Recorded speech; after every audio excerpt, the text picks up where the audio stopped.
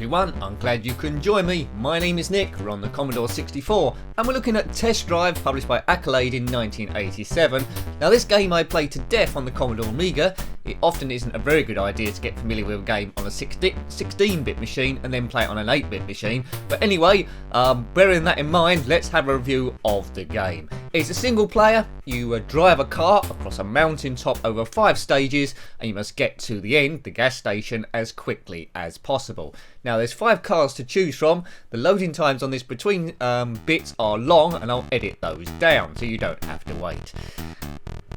Now here's the cars. You've got a choice of 5 cars to choose from, which will affect the acceleration and the handling somewhat. You've got the Lotus Esprit, which is blue here. I think on other versions it is black. We'll cycle through the 5. You're not racing against another car, you are in the duel. The Lamborghini Countach, or Countach. I'm probably going to pick that one, but let's just cycle all through the cars here. Great music on this. The Porsche 911, that's white on the Commodore Amiga version. The Ferrari Testarossa.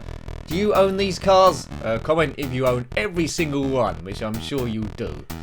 And the last car is the Chevrolet Corvette, which is red in the Amiga version. Here it seems to be blue. Right, let's get back to that Lamborghini Countach. Not that it'll make too much difference. Now the frame rate on the Amiga version wasn't great, but it was good for the era. And once you got used to it, it was fine. It was okay. Collision detection wasn't too bad once you got used to it, and it was a good game. Test Drive 2 is one of my favourite games of all time. It's come afterwards. I'm not sure if that came out on the Commodore 64. We'll look that up. If it did, I'll certainly give it a go. Now the police will come after you and try and give you a ticket. If you crash into a police car, it's game over straight away. You've got a certain amount of lives on this, but it won't tell you how many's left. And you must avoid oncoming traffic as well, and various potholes which could put out some of your gears. So here's the dashboard of a Lamborghini Countach, which I'm sure you know already because you actually own one, don't you? That's what you told me earlier on. Right, here we go. Now, you lose lives by crashing into the mountain, going over the side, going into oncoming traffic, over-revving your gears, and your gears are manual, so there's no option for automatic gears here. You're straight into the big time. Engine sounds well. I don't know if they changed slightly between cars. They do on the Amiga version. I doubt there's going to be too much of a difference on the Commodore 64. They'll probably change the pitch ever so slightly. Right, that's got past that car coming in the opposite direction. The traffic looks different. Let's risk going past this lorry. Yep, okay, good. Now you have to give the cars you overtake a little bit of gap in between, because you don't want to risk crashing into them with this frame rate. Right, that's past them. So this is going quite well.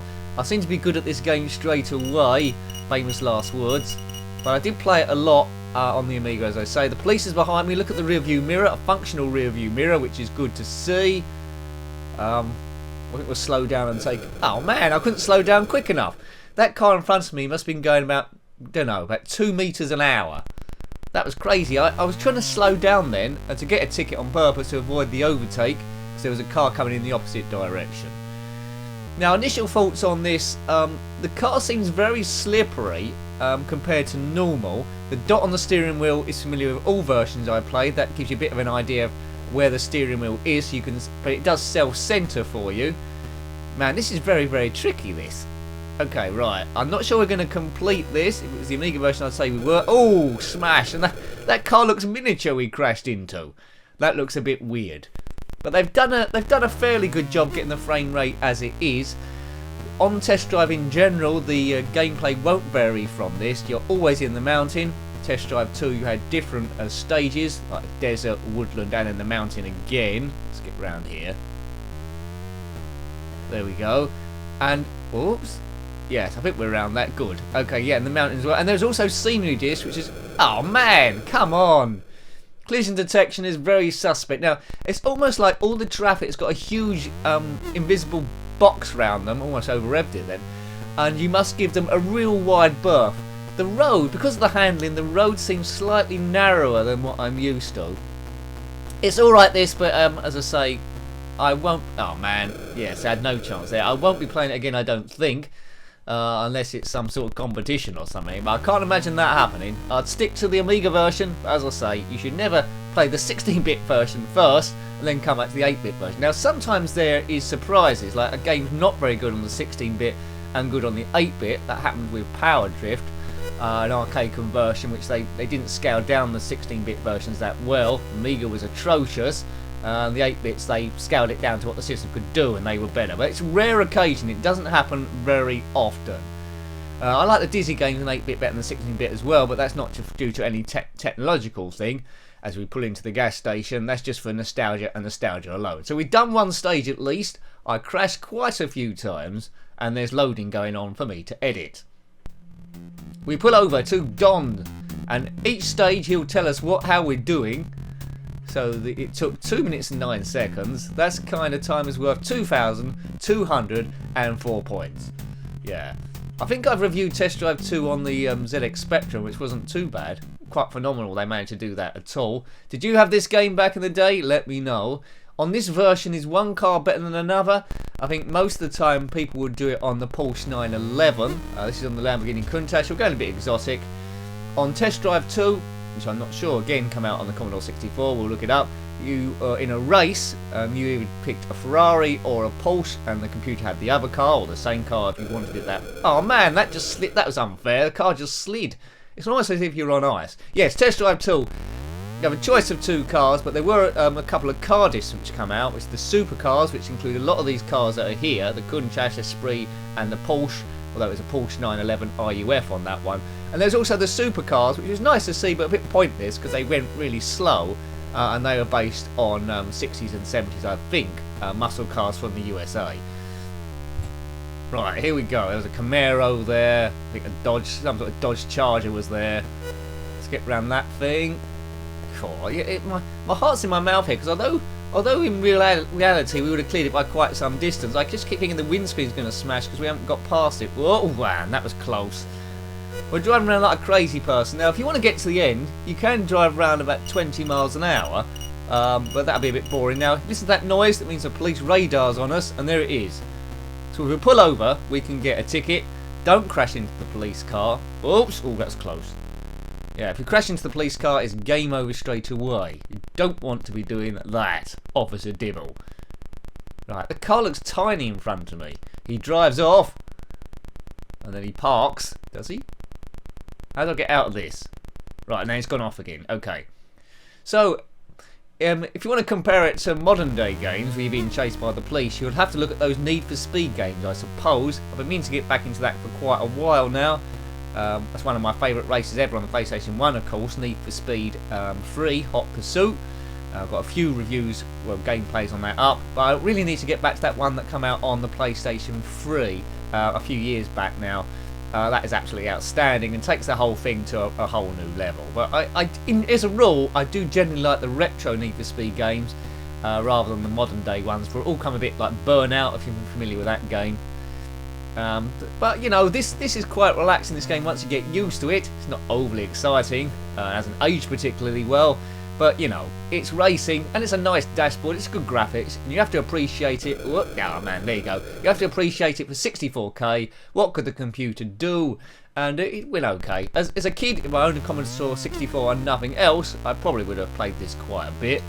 But now as an adult, comparing it to other games and retro catalogue, because we've reviewed hundreds, yeah, it's clever, but frustrating at the same time, ever so slightly. I'm finding it hard to decide whether I like it or not, really, because I've got such warm memories for the Commodore Amiga version, but this car just slides all over the shop.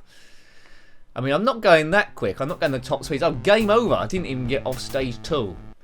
We'll have one last go on this, I think. We won't change the car because it would take too long for the tape to load it right round, and the experience would be quite similar. So let's just try and get off stage 2. Let's do this thing, folks. So we're doing a mixture of games on the channel at the moment. ZX Spectrum, Commodore 64, Atari 2600, Sega Genesis and Mega Drive.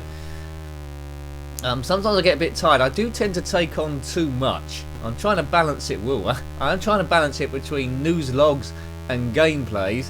What do you like the most? I'll put it to you in this video, seeing as you've watched it this far. What do you like most, the gameplays or the video logs? Or do you not care? Do you like a bit of both? Do you like a bit of balance?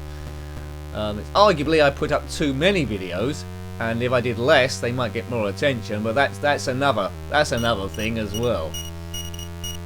Right, okay. Now, I'm trying to grow the channel at the moment as the police come after us. It's just trying to see what works the best. The main problem is, because retro gaming is so competitive, let's slow down here. So competitive on YouTube and just about everywhere. Each time you do a video, it's like putting up an advert for your channel. And it's just getting discovered in the first place to kickstart the whole thing. So if you're liking this video, tell all your friends, share it on YouTube. No, just share it on Twitter, that's it. And all social marketing and media everywhere you possibly can. And I'll be extremely grateful. And when I'm a multi-billionaire, you can come round and we can have cocktails and you can swim in my swimming pool. We'll watch a film and all that sort of stuff. How about that then? It's a deal. Right, game on. Let's do this thing and reference this video once it's done. Hooray! I'll probably forget, you see. I say all sorts of things in these videos, and occasionally a comment goes on answering a question, well, a dumb question I asked, and I thought, what the hell's going on there then? And I have to watch the whole video myself and say, what are they talking about? And then I go, oh yeah, it was that. Boom! Oh no! Straight into that sedan or whatever it was. What was it? Yes.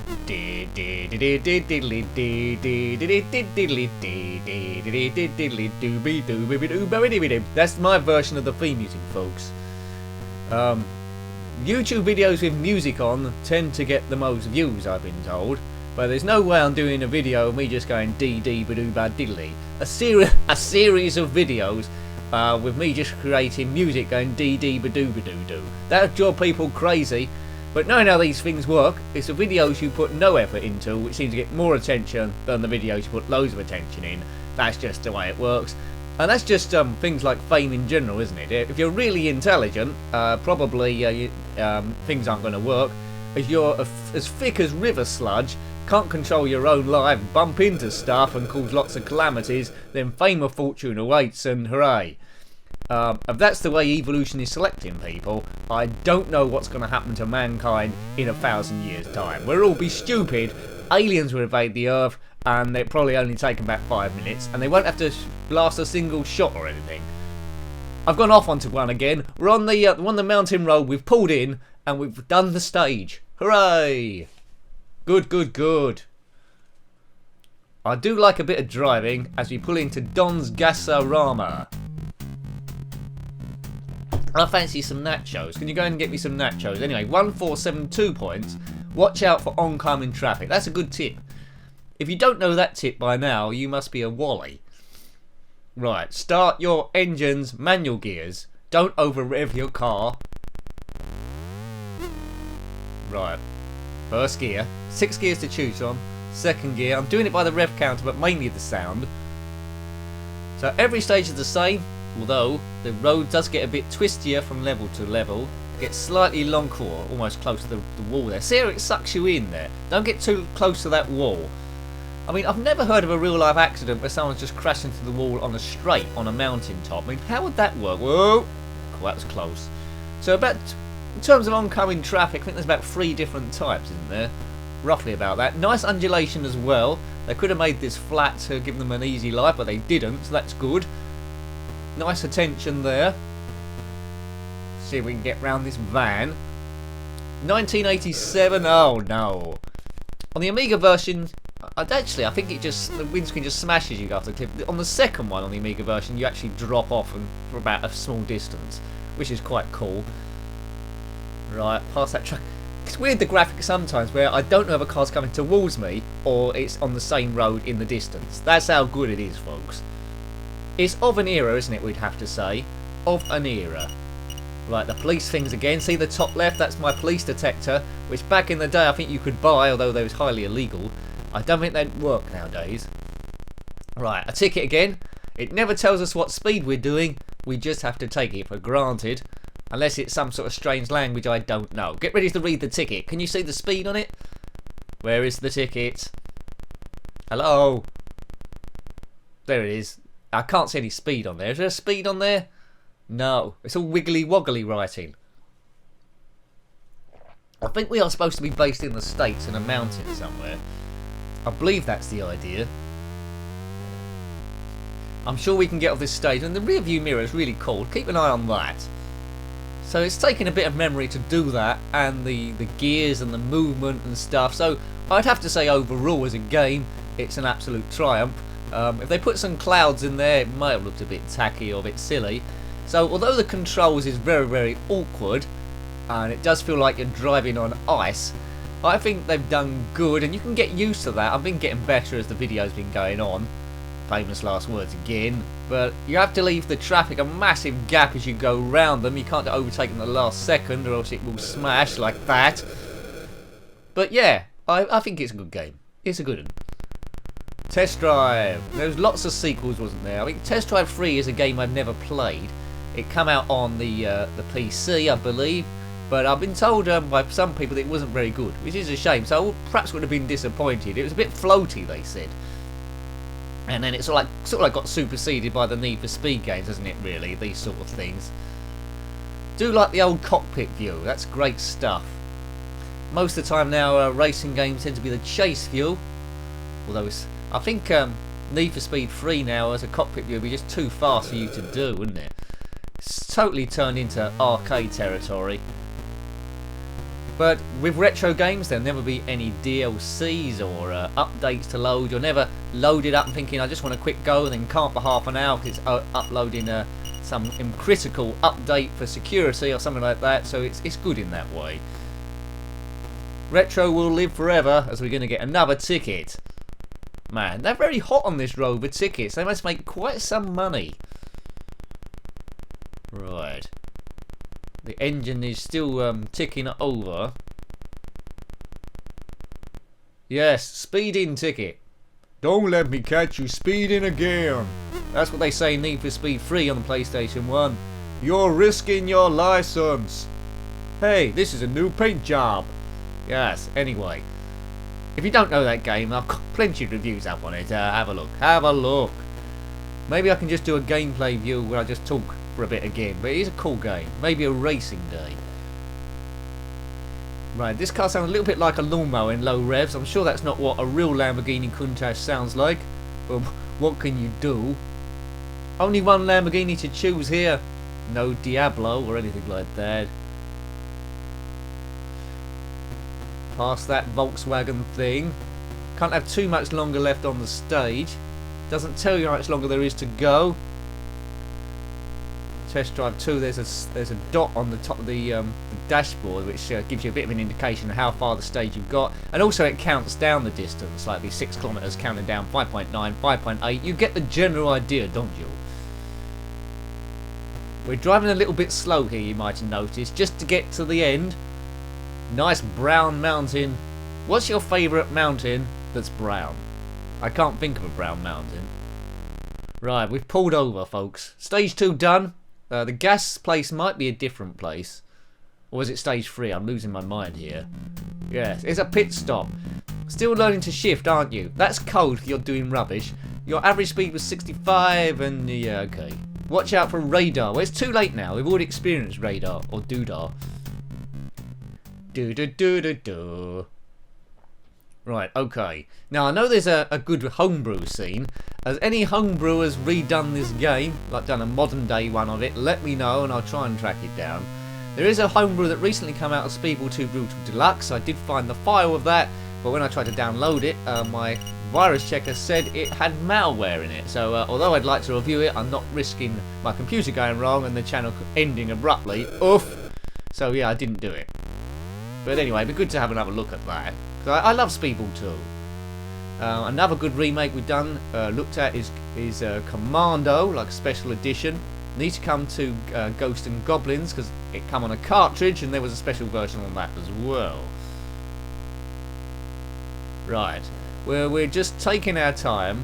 It is a bit of a risk overtaking cars. You think, will something else come out on the opposite way? We got away with it that time, but you can't always. Sometimes you need to hold fire. But I think the traffic's the same each time, so after a while of playing the game you will learn what happens on what stages, when to hold back, when to overtake, and then you'll be coming out some quite impressive times. But as you've guessed, I don't know the pattern whatsoever. I just know you need to go slow around these corners or the car will just drift like a magnet and smash into the mountain. Oh, police on us again.